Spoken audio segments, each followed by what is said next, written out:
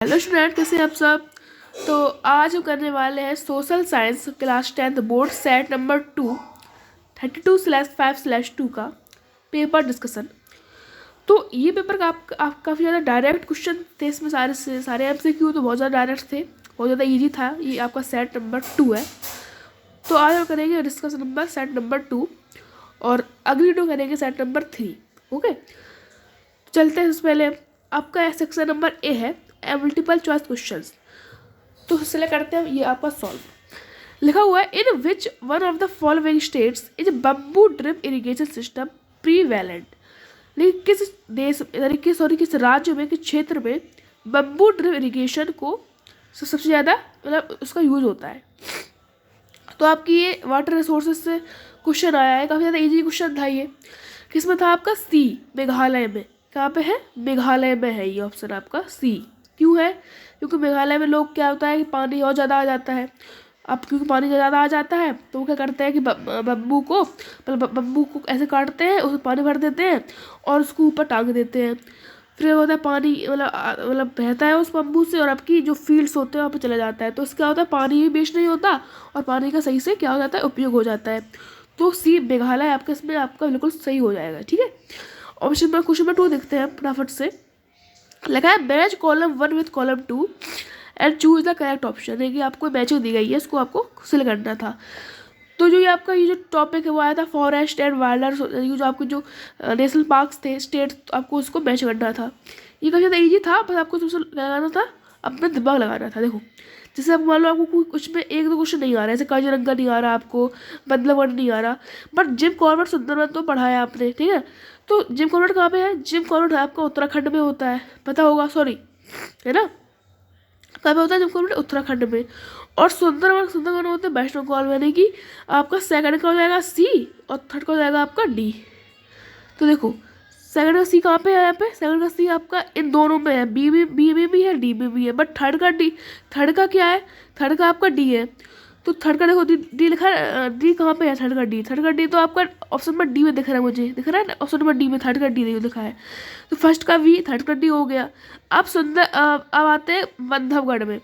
तो बांधवगढ़ में फ्रेंड्स आपका कहाँ पे है? वो मध्य प्रदेश में है, यानी कि A option.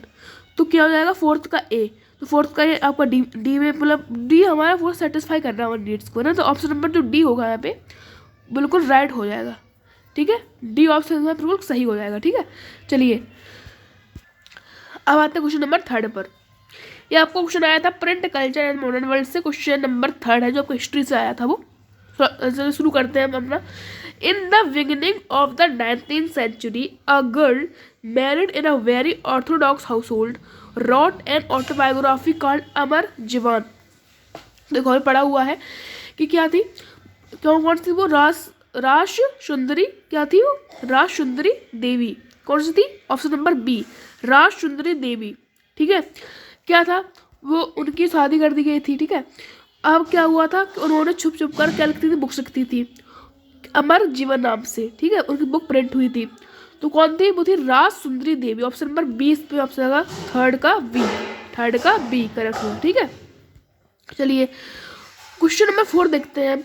Arrange the following events in chronological order and choose the correct option. देखा, वो 4 ये दी गई है आपको डेट्स, जो इवेंट्स हैं उनको आपको क्या करना है? आपको अरेंज करना है अच्छे फॉर्म में। देखो, फॉर्मेशन ऑफ खिलाफत कमेटी, जलियांवाला मस्करे, बडौल सत्याग्रह और withdrawal of non cooperation movement. आपको थोड़ा सा आइडिया हो तो पहले आपका जलियांवाला मैसेकर पहले हुआ था आपका, अगर आपको थोड़ा सा याद हो तो, है ना।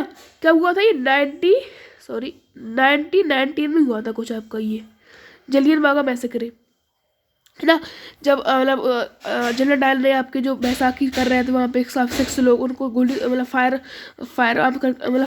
कर दी थी, है ना, ऊपर फायर कर दी थी। तो उसके यहाँ काफ़ी लोग ज़्यादा घायल हो गए थे, काफ़ी ज़्यादा डेथ हो गई थी लोगों की। तो वो पहले हुआ था। अब सेकंड मतलब पहला हमारा ऑप्शन क्या हो जाएगा? सेकंड, यानी कि पहला जो इवेंट क्या हुआ था? सेकंड वाला। तो फर्स्ट वाले नहीं है, थर्ड भी नहीं है, फोर्थ भी नहीं है। तो ऑप्शन नंबर जो बी है ना आपका, सेकंड हुआ था, उसके बाद खिलाफत कमेटी बैठाई गई थी, उसके बाद आपका क्या हुआ था? विड्रॉल हुआ था, उसके बाद सबसे लास्ट में क्या हुआ था? बरनौली सत्याग्रह। ठीक है, ऑप्शन नंबर में भी क्या हो जाएगा आपका? बी वाला। फोर्थ का भी बी हो जाएगा यहाँ पे। ओके फ्रेंड्स, ठीक है। कोई डाउट हो आपको तो कमेंट में पूछ लीजिएगा आप। मेरे हिसाब से तो ऑप्शन नंबर बी इसका करेक्ट हो जाएगा, ठीक है। चलिए अब है क्वेश्चन नंबर आपका 5, which one of the following religions emerged from eastern India and spread in several directions through intersecting points on the silk routes. लेकिन ऐसा कौन सा धर्म था जो सिल्क रूट से आपको ज़्यादा ट्रेवल हुआ था? पता था हमें कौन सा था, एक तो मुस्लिम था, एक बुद्धिज्म था। तो मुस्लिम तो हमें है नहीं, बुद्धिज्म में ऑप्शन नंबर सी जो है वो करेक्ट हो जाएगा, ठीक है। और फिफ्थ का सी। काफ़ी ज़्यादा हलवा सवाल था ये आपको, ठीक है। ओके, अब आता है क्वेश्चन नंबर 6 पर। इसमें है who among the following hosted the Vienna Congress in 1815। बहुत ज़्यादा इजी सवाल है, बिल्कुल डायरेक्ट क्वेश्चन दे दिया। कौन थे वो, कौन थे? कैंकलर, ड्यूक, मेटरनिच, ठीक है। ऑप्शन नंबर ए, ठीक है, ऑप्शन नंबर ए, 6 का ए हो जाएगा यहाँ पे। ओके, चलिए आप क्वेश्चन नंबर क्या कह रहा है, सिलेक्ट द फॉर्मल सोर्सेज, यानी कि जो औपचारिक जो सोर्स होते हैं क्रेडिट के उन्हें चुनो आप। बैंक होता है, हाँ बैंक होता है, फर्स्ट तो होगा यहाँ पे आपका, ठीक है। बैंक तो होता है। मनी लेंडर नहीं, मनी लेंडर तो क्या हो जाते हैं, इनफॉर्मल में चले जाते हैं। कोऑपरेटिव जो होते हैं फॉर्मल, बिजनेसमैन नहीं होते। तो फर्स्ट एंड थर्ड कहाँ पे, ऑप्शन नंबर सी में है। First and third option number C में हो जाएगा, ऑप्शन नंबर 7 का सी, 7 का सी। चलिए क्वेश्चन नंबर 8 पे आते हैं, which one of the following sectors has the highest share in employment in India. Employment में क्या है सबसे ज़्यादा, बताओ। एक तो था एम्प्लॉयमेंट, एक था जीडीपी था। तो जीडीपी में क्या था सबसे ज़्यादा, टर्सरी, इसमें था प्राइमरी। तो उसमें क्या है आपका ए, 8th का A option, primary sector. Okay, चलो क्वेश्चन नंबर 9 पे आ जाते हैं, which one of the following is included in liberalisation. Liberalisation क्या होता है कि जब हम फॉरेन ट्रेड को मतलब कह सकते हो, जब ट्रेड्स वेरी लगा देते हैं अपने कंट्री पर, उसको हटा देते हैं जब हम, ठीक है, और फॉरेन इन्वेस्टमेंट को क्या कर देते हैं, अप्लाई कर देते हैं, उसे कहते हैं लिबरलाइजेशन, ठीक है। ये आपका क्वेश्चन ग्लोबलाइजेशन से आया था, आपको सारा चैप्टर ये आपका, ठीक है। तो उसमें आप क्या हो जाएगा, प्रमोटिंग नहीं होता है, कंट्रोलिंग द ऑथर नहीं, इंक्रीज एक्सपोर्ट नहीं, रिमूविंग, ये आपका option number B, removing trade barriers, 9 का बी, ठीक है। चलिए आता क्वेश्चन 10 पर, two statements are given below, there assertion A and reason R, read both the statements and choose the correct option. चलिए क्या है assertion, rural poor families are still dependent on informal source of credit. हाँ जी true है ये, क्योंकि क्यों है, अब उसका देखते हैं रीजन क्या दे रखा है उन्होंने। रीजन दे रखा है, for obtaining loan from banks collateral and special document are required. क्या कह रहे हैं, क्योंकि लोन बैंक से लेंगे तो उन्हें कोलेटरल एंड स्पेशल डॉक्यूमेंट्स चाहिए होते हैं, तो इसलिए वो क्या कहते हैं कि इन्फॉर्मल सेक्टर से क्रेडिट लेते हैं। तो कहीं ना कहीं ये आपका इसका असरसन का रीज़न भी सही है, ठीक है। तो मेरे अकॉर्डिंग तो ऑप्शन नंबर ए होगा सही। बाकी का आप लोग मतलब आपने जो आपका आंसर लिखा है आपको उसमें था, क्योंकि इसमें क्या है कि क्यों लेते हैं, तो दे रखा है क्योंकि लोन्स बैंक्स में उन्हें कोलेटरल स्पेशल की जरूरत होती है, तो इसलिए क्या करते हैं, इसलिए वो मतलब जो पुअर फैमिलीज होती हैं किस पर डिपेंडेंट है, फॉर्मल सेक्टर पर, यानी कि मनी लेंडर्स हो गए, फ्रेंड्स हो गए, रिलेटिव्स हो गए, रिश्तेदार हो गए ना, तो क्या करते हैं कि उनसे लोन ले लेते हैं। तो रीज़न मेरे ख्याल से सही है इसका ए का, ठीक है। आप लोग बाकी का आप बताइएगा कमेंट्स में, ओके ठीक है। चलिए क्वेश्चन नंबर हम आते हैं 11 पर, in one of the small villages, यानी कि छोटे से विलेज में, a farmer borrows money from the village, यानी कि जो किसान है एक, वो मनी को क्या लगता है, उधार लेता है। विलेज मनी लैंडर, यानी कि जो वहाँ का बड़ा सबसे बड़ा जो मनी लेंडर होता है उससे क्या करता है, वो उससे उधार ले लेता है। हाई मंथली इंटरेस्ट रेट, यानी कि बहुत ज़्यादा इंटरेस्ट रेट पे महीने की रेट में ले लेता है, but is not able to, यानी कि लेकिन वो जो मतलब बाद में उसे रीपे नहीं कर पाता है बाद में। He borrows it from a bank, मतलब उसके बाद वो बैंक से ले लेता है, लोअर मतलब उसको अच्छे में सस्ते में इंटरेस्ट में रेट में दे देते हैं बैंक वाले। Gradually in he earns and pays back the loan to the money lender and the bank, यानी कि फिर वो बैंक से मतलब पैसे उसको ले लेता है बैंक से और उसको दे देता है किसको, मनी लेंडर को। अब कह रहे हैं कि which of the following best describe the role of the bank in this credit situation, यानी कि पूरी इस सिचुएशन में बैंक का क्या रोल था, ठीक है। ऑप्शन नंबर ए है the bank act as a cooperative lender. हाँ मतलब ये थोड़ा आपका सही लग रहा है मुझे। द बैंक फैसिलिटीज आर डेब्ट ट्रैप सिचुएशन, नहीं, गलत है, गलत है आपका।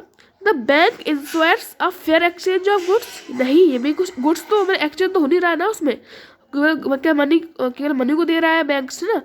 The bank save the farmer from डेब्ट ट्रैप, हाँ बिल्कुल सही ऑप्शन है, और उसमें डी होगा जब, क्योंकि मान लो अगर बैंक नहीं देता तो ऐसे वो क्या करता कि वो पैसे नहीं, उसको जो मनी लेंडर था उस पैसे नहीं लौटा पाता, और उस पैसे को लौटाने के लिए वो किसी और बड़े लेंडर से ले लेता पैसे, गांव का ही होता वो। तो ऐसे क्या करता, वो लेता लेता लेता लेता लेता उसी जगह फिरा जाता, तो क्या हो जाता है, इस डेब्ट ट्रैप में फंस जाता वो। बट बैंक था तो बैंक ने क्या किया, उसको दे दिया मतलब हल्के इंटरेस्ट रेट में। अब क्या किया उसने, उस लेंडर को दे दिया, उसके बाद 2-3 महीने बाद उसको बैंक को लौटा दिया, है ना। तो हुआ कैसे, इससे हुआ ये कि डेब्ट ट्रैप में नहीं फंसा पाया, तो बैंक ने क्या किया, उसको डेब्ट ट्रैप से बचा लिया, है ना। तो इसलिए ऑप्शन नंबर मेरे हिसाब से डी होगा, 11 का डी। अब आते हैं क्वेश्चन नंबर 12 पर, फिर से भी स्टेटमेंट्स दी गई। Women are now actively contributing to various profession including roles as doctors, engineers, lawyers, ना मैनेजर्स एंड यूनिवर्सिटी टीचर, हाँ बिल्कुल ट्रू है ये, है ना। एक्चुअली वुमेन्स क्या है, डॉक्टर्स भी हैं, इंजीनियर्स भी हैं, तो ट्रू है आपका स्टेटमेंट। क्यों है, उस रीजन दे रखा है, political expression of gender division and political mobilisation help to improve women's role in public life, बिल्कुल सही है। और इसका स्टेटमेंट जो political expression of gender division and political mobilisation help to improve women's role in public life, नहीं, ये option आपका गलत लग रहा है मुझे, नहीं, ये नहीं होता है ना। Political expression of gender division and political mobilisation तो क्या होता है, कास्ट सिस्टम में होता है, क्या होता है, कास्ट सिस्टम में होता है ये सारा आपका जो फंक्शन होता है। मेरे ख्याल से स्टेटमेंट आपका 1 तो सही है, स्टेटमेंट 2 आपका गलत है इसमें, है ना, शायद से मेरे ख्याल से। ऑप्शन नंबर हमें समझ में लग रहा है कि ए होगा यहाँ पे आपका, 12 का ए लग रहा है मुझे, ठीक है, 12 का ए लग रहा है मुझे, क्योंकि ये आप मैं जहाँ तक पढ़ा है आप लोगों ने, तो ये कास्ट सिस्टम में क्या होता है, पॉलिटिकल मतलब क्या करते हैं लोग, कास्ट के नाम पे क्या करते हैं, वोट मांगते हैं अलग अलग कास्ट से, उसे कहते हैं पॉलिटिकल मोबिलाइजेशन। बट वुमेन्स का रोल पब्लिक लाइफ में थोड़ी सी चेंज किया, वुमेन्स का रोल किसने चेंज किया है, किसने किया, फेमिनिस्ट मूवमेंट्स ने, है ना, फेमिनिस्ट मूवमेंट्स ने चेंज किया। अगर वो होता है यहाँ पे तो ऑप्शन नंबर वी भी सही हो जाता, है ना। बट यहाँ पे क्या है, पॉलिटिकल, तो इसमें तो आपका मुझे ख्याल से रॉन्ग हो जाएगा आपका, इसमें ऑप्शन नंबर जो स्टेटमेंट 2 है वो आपका रॉन्ग है, 1 आपका करेक्ट है, तो इसलिए ऑप्शन नंबर ए, 12 का ए। चलिए, विच one of the following is the scheduled language, scheduled language क्या होती है, जो कॉन्स्टिट्यूशन में आपकी लैंग्वेजेस होती है, जैसे कि हिंदी हो गई आपकी, उड़िया हो गई, है ना, हिंदी उड़िया हो गई आपकी, और क्या हो गई आपकी, तेलुगु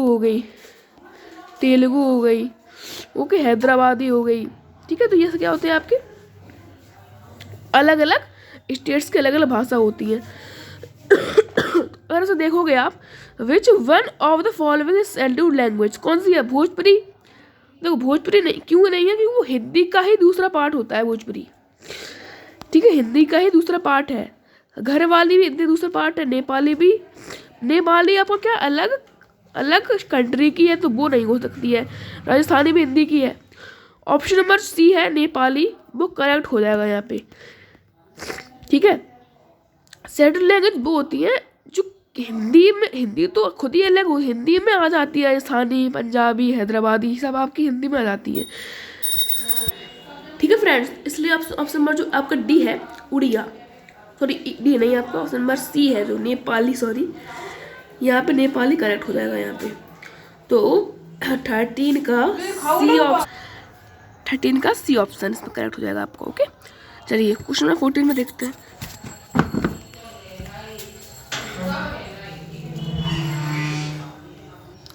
अब आते हैं क्वेश्चन नंबर 14 पर, 2 स्टेटमेंट का given below, assertion and reason. Assertion क्या है, multi part system has been adopted in India, true है, ये ट्रू है। It is capable of accommodating association, ये भी ट्रू है, ऑप्शन नंबर ए, 14 का ए ऑप्शन, ठीक है। क्वेश्चन नंबर 15 पे आते हैं हम। Which one of the following steps has been taken by the election commission of India to reform political parties? Amend the constitution? नहीं नहीं नहीं नहीं। Candidates will have to give the details of crimination on available, ये option सही है आपका। Duty of the property on evidence? नहीं नहीं नहीं, ये नहीं है।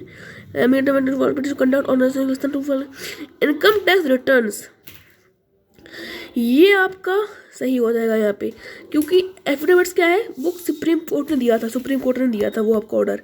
बट जो ईसी है आपके जैसे कमीशन, उन्होंने क्या किया था कि जो भी एमएलए है उनको वो कोई भी है तो उसको अपनी जो पार्टी की इनकम टैक्स रिटर्न्स को पहल को क्या पड़ेगा, उनको ईसी को देना पड़ेगा। ठीक है। ऑप्शन नंबर जो 15 का डी। ठीक है। ये कौन है, ये आपका डॉक्टर्स है। डॉक्टर क्या कर रहे हैं, डॉक्टर कौन से आते हैं, सेकेंडरी पर, सॉरी डॉक्टर किस में आते हैं, वो टर्सरी पर। ठीक है। चलो क्वेश्चन नंबर आपके अब यहाँ पे विजुअली इंप्रूव कैंडिडेट्स के लिए है। Floriculture comes under which of following? Floriculture खेती करना किस में आता है, प्राइमरी में। ठीक है। चलिए अब आते हैं क्वेश्चन नंबर 17 पर। इंडिया चूज करो। The Indian state has not advertised reason and its reason, सही है। ऑप्शन नंबर 1 सही है आपका। Gives freedom to all student practice, दूसरा भी सही है। रीजन टू बी लीगल, नहीं ये गलत है, इलीगल होता है यहाँ पे। It gives the government right to intervene on reason interest equally with, ये भी सही है। 1, 2 एंड 4, तो 1, 2 एंड 4 ऑप्शन नंबर बी, 17 का बी। ठीक है। 17 का बी। अब है चूज द, तो यूनियन में क्या आ जाता है, डिफेंस, ये सही है। स्टेट में नहीं, स्टेट में पुलिस एग्रीकल्चर नहीं आता है। एग्रीकल्चर किसमें आता है, कॉन्करेंट में फॉरेस्ट एंड कम्युनिकेशन नहीं, ये नहीं आता है। एसडरी में कंप्यूटर सॉफ्टवेयर ट्रेड नहीं आता है। तो यूनियन लिस्ट में क्या आता है, डिफेंस एंड कॉमर्स भी नहीं आता है शायद इसमें। यूनियन में आपका इसमें ऑप्शन स्टेट लिस्ट हो सकता है यहाँ पे शायद से। पुलिस भी आती है, एग्रीकल्चर में है ख्याल से, एग्रीकल्चर भी आता है ना, क्यों यूनियन में आपका डिफेंस कॉमर्स तो नहीं आता है। तो स्टेट में क्या जाता है आपका, पुलिस एंड एग्रीकल्चर। 18 का बी शायद से, ये नहीं होगा क्योंकि ए में ट्रेड आपको कॉमर्स दे रखा है। कॉमर्स तो आपका आ जाता है किसमें जाता है कॉमर्स, स्टेट लिस्ट में। ठीक है। 18 का ए, 18 का बी। 19 स्टेटमेंट दे रखी है, division of power is good for democratic system, true है, क्योंकि it has reduce possibility conflict, true है। और एक्सक्लूसिव भी सही है आपकी। तो 19 का C option, both are true and correct option of I. 20 last और एमसीक्यू है। Which one of following the highest bauxite? तो देखो, लैम का आर, बॉक्स का ओ, मैग्नीज का एम, यानी कि मध्य प्रदेश मैग्नीज का, और आपका राजस्थान लैमस्टोन का, और उड़ीसा आपका बॉक्साइट का। तो ऑप्शन नंबर जो डी होगा यहाँ पे, उड़ीसा, राइट ऑप्शन आपका डी, उड़ीसा। ठीक है। चलो अब हम आते हैं क्वेश्चन नंबर, ये आपके क्वेश्चन आंसर से वो कर लिए होंगे आप लोगों ने मेरे ख्याल से। तो अब हम आते हैं आपकी, ये भी केस बेस्ड ही कर लिए होंगे। अब आते हैं लास्ट आपका option F, map based question में। पहला क्वेश्चन है, the place where the session of Indian Congress was held in 1920। तो यहाँ पे 2 सेशन हुए थे, एक तो हुआ था आपका वो नागपुर वाला है, कलकत्ता वाला। तो अगर मैप मान लो, मैप ये है, तो अगर यहाँ मार्क है तो हो जाएगा नागपुर, अगर यहाँ मार्क हो जाएगा कलकत्ता। ठीक है। आपको मैप में जो मिला होगा उसमें मार्क होगा, ए ऑप्शन है ना, तो उसी हिसाब से करना था आपको। अब यहाँ पे है डांडी ब्लॉक सॉल्ट लॉ, ये क्या है आपका, ये आपका क्या है, ये आपका है डांडी उनका क्या था, सॉल्ट लॉ को ब्रेक कर दिया था। ठीक है। अब आते हैं क्वेश्चन नंबर, इंडिया में लगाना है आपको 3 वाले। तो बेलादिला, ये आपका कहाँ पे, ये आपका उड़ीसा में है बेलादिला। ठीक है। नामरूप आपका कहाँ पे है, नामरूप ये आपका शायद तमिलनाडु में है। कांडेला, मीनामक्कम कहाँ पे है, सॉरी बेलादिला आपका है शायद असम में है शायद आपको बेलादिला। मीनामक्कम है आपका उड़ीसा में, हाँ ये उड़ीसा में है। कांडला आपका कहाँ पे है, कांडला शायद मेरे ख्याल से। ठीक है। तो आप बताना नामरूप और कांडला कहाँ पे है। ठीक है। नामरूप, तो कमेंट बताना आप, नामरूप और कांडला कहाँ पे है। ठीक है। चलिए अब हमारा जो मतलब विजुअली इम्पेक्ट से क्वेश्चन है, कहाँ पे हुआ था इंडियन कौन है हेल्ड 27 में, कहाँ हुआ था? मद्रास, मद्रास। दांडी ब्रादिल आपका कहाँ पे है? असम। नामरू पता नहीं है, बताना कांडला बताना आप लोग। और मीनक्कम कहाँ पे है? मीनक्कम कहाँ पे है? उड़ीसा में। ठीक है, चलिए तो ये था हमारा सेट नंबर सेकंड का 32/5/2 का आंसर की। तो hopefully you like the session, so like the session and subscribe the channel also. Goodbye, मिलते हैं अगले वीडियो में।